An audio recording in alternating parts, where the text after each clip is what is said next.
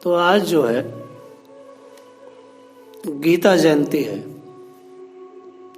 और आज जो है श्री कृष्ण के बारे में बोलना चाहिए। हालांकि हम लोग तो नित्य प्रति ही श्री कृष्ण के बारे में बोलते हैं, नित्य भागवत से भी, लेकिन आज गीता जी के बारे में बोला जाए।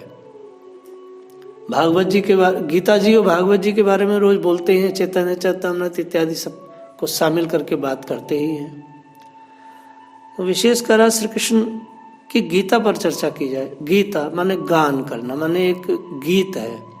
बहुत सुंदर छंद में भगवान ने उस गीत को गाया है, 45 मिनट में आज के दिन गाया है कुरुक्षेत्र में। ऐसे स्थान पर गाया जहां लोग एक दूसरे को मारने के लिए खड़े हैं सामने। ऐसे स्थान पर उस गीत को प्रकट किया भगवान ने जहां धर्म की स्थापना के लिए वो युद्ध हो रहा है। धर्म क्या है? भगवान बहुत बड़ा काम, बड़ी प्रवचन धर्म के बारे में कहते हैं। धर्म कहते हैं वही है जहाँ मैं खड़ा हूँ, जो मैं कह रहा हूँ। धर्म के 10 लक्षण बताए हैं, उस सब पर हम लोग लगातार चर्चा करते ही हैं। मैं भगवान की जो मेहनत है, भगवान का जो कठिन परिश्रम है, जब वो किसी को अपनाते हैं तो उस व्यक्ति पर कितना परिश्रम करते हैं। बस भगवान के करोड़ों बातें हैं, लेकिन मैं भगवान के सिर्फ परिश्रम पर आज बात करूंगा कि भगवान कितना परिश्रम करते हैं। किसी जीव को जब वो अपनाते हैं, कितना उसको लायक बनाते हैं और कितनी मेहनत उनकी होती है। श्री अर्जुन जी को परम भगवान ने क्या कुछ नहीं दिया। अर्जुन जी को भगवान ने माँ भगवती श्री दुर्गा जी की उपासना भी कराई। कहा कि उनसे आशीर्वाद लो विजय का, माँ से, और दिव्य अस्त्र शस्त्र उन्हें माँ के द्वारा मिले। भगवान श्री कृष्ण ने श्री अर्जुन जी को शिव जी की उपासना करवाई और उनसे भी उन्होंने शस्त्र अस्त्र और आशीर्वाद लिया। भगवान श्री कृष्ण ने अर्जुन जी को सशरीर स्वर्ग भेजा। वहां पर उनके पिता श्री इंद्र के द्वारा भी उनको बहुत कुछ प्राप्त हुआ। मतलब आप ये देखिए कि वह उनके मित्र हैं और उनके शिष्य भी हैं, क्योंकि उन्होंने कहा कि आप मेरे गुरु हैं। इतना सब कुछ भगवान अर्जुन के लिए कर रहे हैं। सवाल ये होता है कि भगवान इतना सब कुछ कर रहे हैं और आखिर में एक बात जब पूछा गया बवरीक जी से कि आपने युद्ध में क्या देखा, तो बवरीक जी कह रहे हैं, जिन्हें आज हम खाटू श्याम कहते हैं, कि मैंने देखा कि भगवान श्री कृष्ण का चक्र चल रहा है कुरुक्षेत्र में और वो चक्र सबको मार रहा है। अर्जुन का तीर जो है मरे हुए सैनिक पर लगता है अर्जुन मार रहे हैं, लेकिन वो सब भगवान का चक्र मार रहा है। तो भगवान का जब चक्र ही सब काम करने वाला था और भगवान ही सब कुछ करने वाले हैं या होते ही हैं, तो फिर इतना सारा झमेला अर्जुन से क्यों करवाए।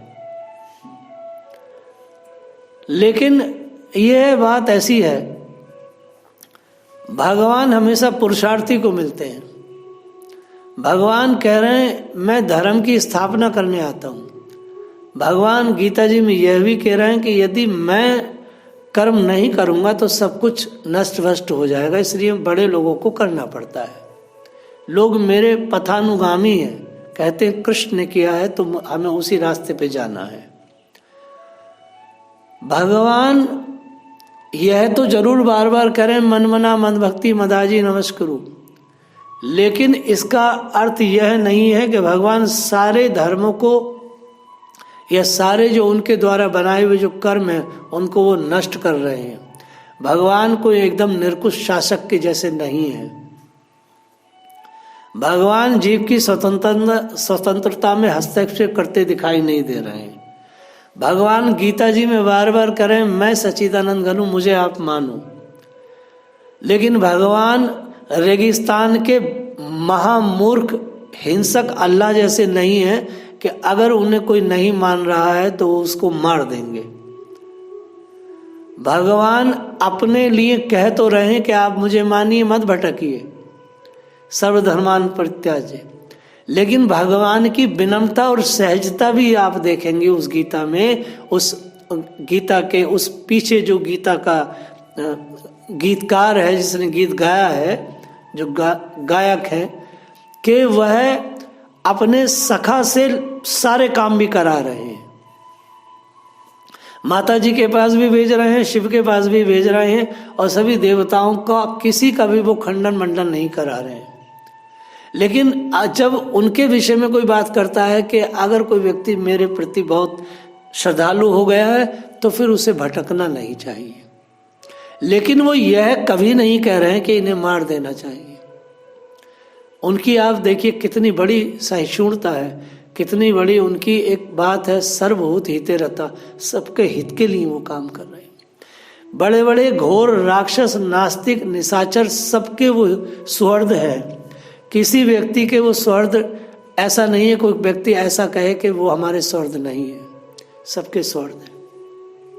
यही श्री कृष्ण की विलक्षणता है। जब लोग ये कहते हैं कि ईश्वर और अल्लाह एक बात है, तो ये महामूर्खता वाली बात है। श्री कृष्ण के सामने अल्लाह बिल्कुल ठहरता नहीं, बल्कि अल्लाह श्री कृष्ण को जान भी नहीं सकता है। उनके समकक्ष तो हो ही कैसे सकता है। अल्लाह का जितना भी ज्ञान विज्ञान है वो सब का सब बकवास है, वो कहीं नहीं ठहरता है। रेगिस्तानी जो रसूल है उसके पास कुछ भी नहीं है, केवल एक बकवास है। हमारे भगवान के जितने भी अवतार हैं, श्री कृष्ण तो स्वयं ही ईश्वर हैं, लेकिन जो बाकी के जो अवतार हैं वह भी भगवान के जो अंश रूप में है, भिन्न भिन्न प्रकार से, वह भी इतने सहिष्णु, इतने दयालु हैं, इतने उनके अंदर दया की पराकाष्ठा है। तो भगवान श्री चैतन्य, भगवान के जितने भी अवतार हैं, श्री कृष्ण से लेकर के नरसिंह तक, वह सब अवतार इतने ऐसे हैं कि अगर शत्रु सामने है तो उसका वध करेंगे। लेकिन भगवान चैतन्य, भगवान श्री कृष्ण के ऐसे विस्तार हैं, ऐसी दयालुता से भरा हुआ ही अवतार है कि वो किसी को मार नहीं रहे, वो सबको प्रेम देने वाले व्यक्ति हैं। किसी को नहीं मार रहे, सबको प्रेम देते हैं और अपना नाम देते हैं और अपना स्मरण देते हैं। भगवान का स्मरण कोई नहीं दे सकता, भगवान का स्मरण सिर्फ और सिर्फ भगवान ही देते हैं, वो जिसके हृदय में चटपटी लगा दे। तो ऐसे दयालु भगवान जब अर्जुन को इतना साजो सामान और सामग्री दे दी, और भगवान ने पूरी जिंदगी, पूरा जीवन अर्जुन के लिए मेहनत किया, ठीक है, ऐसे अर्जुन जब कुरुक्षेत्र में भगवान सारथी बन करके, भगवान नीचे हैं और अर्जुन के चरणों में भगवान बैठे, अर्जुन ऊपर है, ऐसे अर्जुन ने उस युद्ध क्षेत्र में, उस कर्म भूमि में, उस धर्म युद्ध में आकर के भगवान को तत्काल धोखा दे दिया। आज का ऐसा दिन है कि भक्त ने भगवान को एकदम धोखा दे दिया। इतनी बड़ी तैयारी धर्म युद्ध की थी, इतनी बड़ी तैयारी, पूरा जन्म भगवान ने उस तैयारी की थी, उस युद्ध की। क्योंकि भगवान स्वयं ही अपना सारा भार उतारते हैं, अपना सारा कार्य स्वयं ही करने वाले होते हैं। ऐसे समय में आकर के जब अर्जुन पर भगवान ने इतना बड़ा दाव खेला, अर्जुन उनके सखा हैं, उनके भक्त हैं, और आते के साथ ही अर्जुन ने अपनी कायरता को प्रस्तुत किया और यूं मानो भगवान को धोखा दे दिया। आप विचार करें, कोई विद्यार्थी किसी गुरु का है और उस गुरु ने उस पर सब कुछ दाव लगाया है, ऐसा क्या नहीं है जो गुरु ने नहीं दिया उस विद्यार्थी को, उस बच्चे को। और जब उस विद्या का, उस ज्ञान का, उस बल का परीक्षण करने की घड़ी आए, तो वो विद्यार्थी धोखा दे दे तो भगवान को कितनी वेदना हुई होगी। उनकी वेदना का कोई पारावार नहीं है, और भगवान बड़ी बड़ी वेदनाओं को हमेशा अपने मौलिक स्वभाव से सह लेते हैं, अर्थात उनके चेहरे पर कभी मुस्कुराहट कम नहीं होती, वो हमेशा अपने मौलिक स्वरूप में रहते। अर्जुन ने धोखा दे दिया, मैं लड़ूंगा नहीं, ये मेरे ताऊ जी हैं, पिताजी हैं, काका जी हैं, गुरु जी हैं। भगवान के साथ रहने पर भी उस व्यक्ति ने वह सारी जो देहात बुद्धि से ग्रस्त एक व्यक्ति होता है वैसी बात की। जैसे किसी शूद्र व्यक्ति को भूसंडी जी गरुण जी से कह रहे हैं मानस में उत्तरकांड में, कि जैसे किसी मलेच्छ को शूद्र को बहुत सारा ज्ञान पढ़ा दिया जाए, लेकिन ज्ञान के बाद भी वो रहता बिल्कुल कर्महीन और बिल्कुल बुरा रहता है, मलेच्छ गुण उसके अंदर रहते हैं। किसी मलेच्छ को अगर ज्ञान दे दिया जाए तो उससे सत्कर्म करने की या उसको उस लेवल पर पहुंचने की किसी को कल्पना नहीं करनी चाहिए, विश्वास नहीं करना चाहिए। वो कभी भी धोखा दे सकता है। और हम जगत में प्राय देखते हैं बड़े बड़े शूद्र लोग आकर के जब ब्रह्म ज्ञान प्राप्त कर लेते हैं तो उस ब्रह्म ज्ञान प्राप्त करके वो कितना उत्पात मचाते हैं हम सबके सामने है। अम्बेडकर को ब्राह्मण ने पाला और देखो उसने क्या काम किया। विष्णु और ब्राह्मणों के लिए और शास्त्रों के लिए उसने कितनी बुरी बुरी बातें कही। क्योंकि जब भी हम किसी नालायक व्यक्ति को शास्त्रविद कुछ देते हैं तो उससे कुछ ज्यादा विशेष उम्मीद नहीं की जा सकती है। क्योंकि अर्जुन में बहुत ही क्षत्रिय तत्व है, रजोगुण बहुत है, रजो और तमो बहुत ज्यादा है। सारा ज्ञान विज्ञान लेने के बाद भी भगवान को अर्जुन जी ने धोखा दे दिया, लेकिन भगवान ने हार नहीं मानी। भगवान ने अपने शिष्य को उसी समय फिर 45 मिनट तक वह गीता का सुसज्जित ज्ञान दिया, अर्जुन को फिर पुनः बोध कराया। जैसे कहते हैं ना, कल एग्जाम है, तुमने पूरा साल पढ़ा है, चलो आओ मैं तुम्हें रिवीजन करा दूं। और हम लोग रिवीजन करते हैं एग्जाम पीरियड में, जो पूरा साल पढ़ते हैं। यूं मान के चलो वह 45 मिनट पूरे जिंदगी का श्री कृष्ण ने अर्जुन को रिवीजन कराया, एक एक बात समझाई।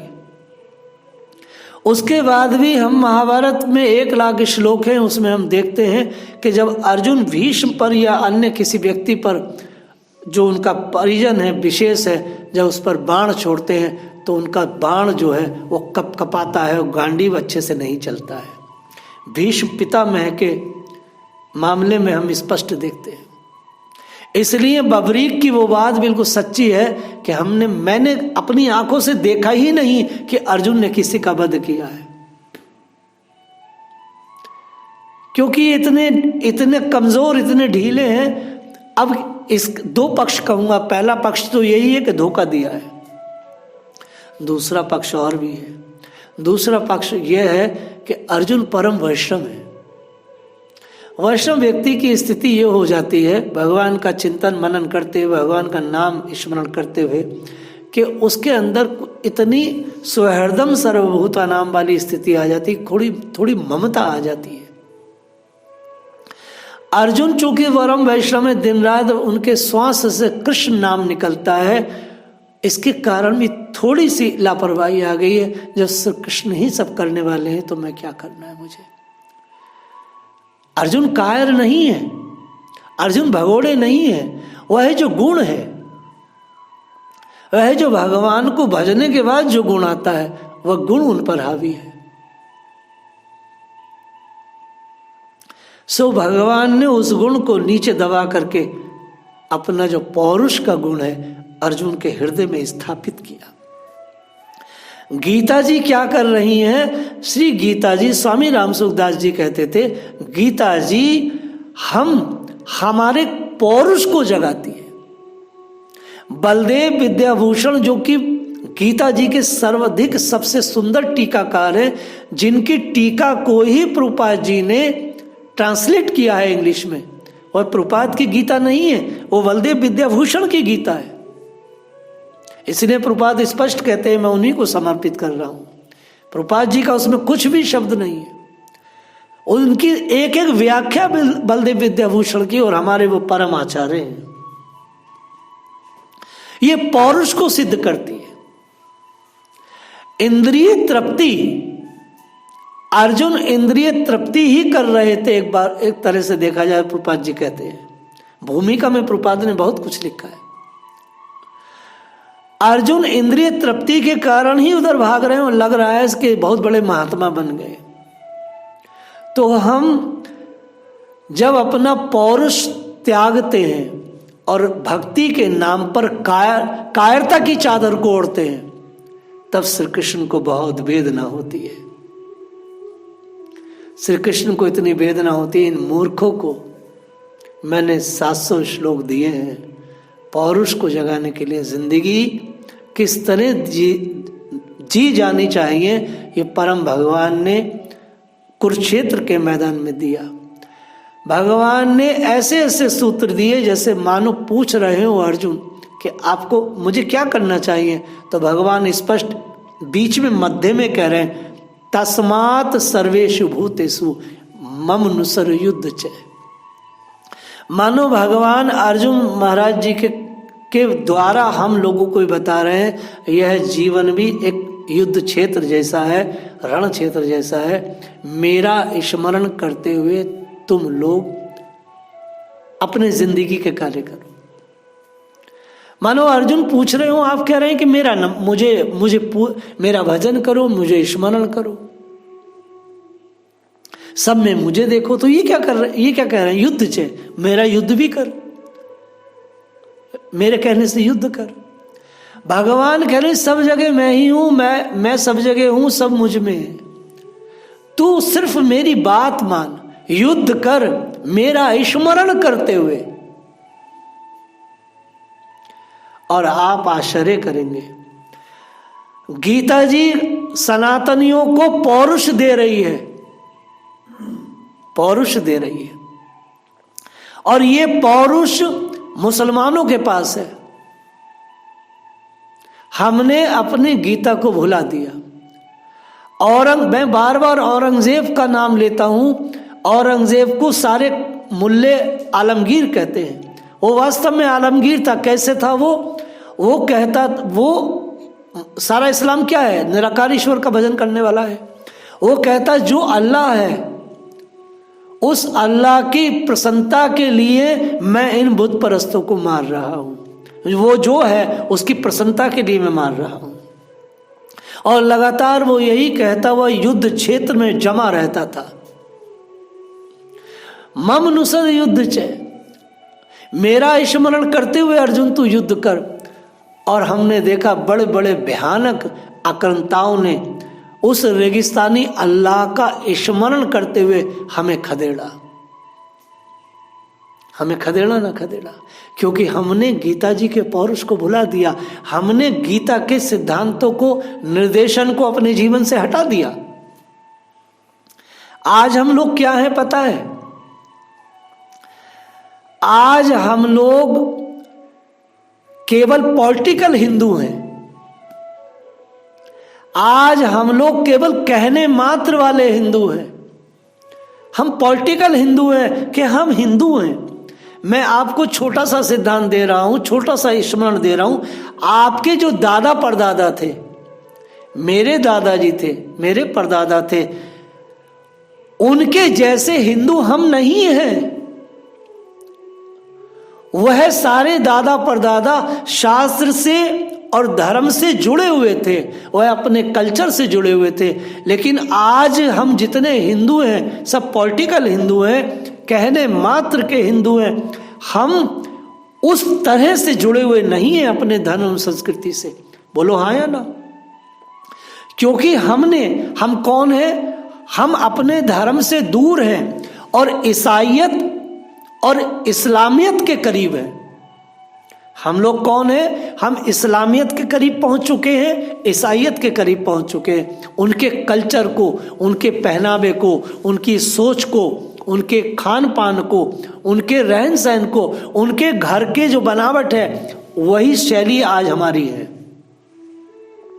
और ये बात आसान नहीं हुई है। जितना नुकसान 800 सालों में नहीं हुआ है, उतना नुकसान 80 से 90 सालों में हुआ है। 47 से लेकर आज तक जितना नुकसान हुआ, उससे 20 साल पहले तक इतना नुकसान हुआ है कि हम केवल पॉलिटिकल हिंदू बन के रह गए। हमने कृष्ण को, उनकी गीता को, उनके सिद्धांतों को, उनकी शिक्षाओं को भुला दिया है और खाली हम मूर्ति पूजा कर रहे हैं, इसके अलावा कुछ नहीं कर रहे हैं। जय श्री कृष्ण।